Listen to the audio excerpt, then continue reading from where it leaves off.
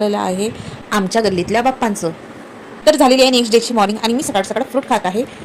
आजकाल ना मला सकाळीच भूक लागते आणि मी फळं खायला मागं पुढे करते. पण आज समर्थाचे पप्पा घरी होते तर ते मला जबरदस्ती बसून फळं खावं लागले.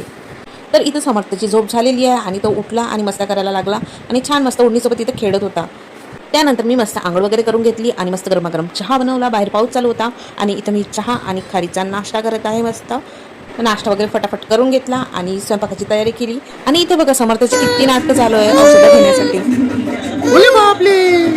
आज मस्त उडदाची डाळ, पोळी, भात, हिरव्या मिरचीचा ठेचा, काकडी, कांदा आणि पापड असं काही जेवणात होतं.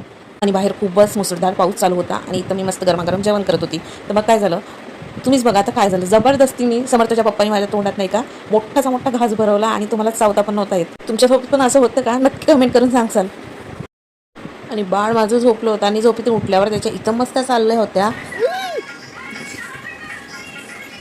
व्हिडिओ आवडल्यास नक्कीच एक लाईक आणि शेअर करसाल. कसा वाटला व्हिडिओ नक्की सांगा.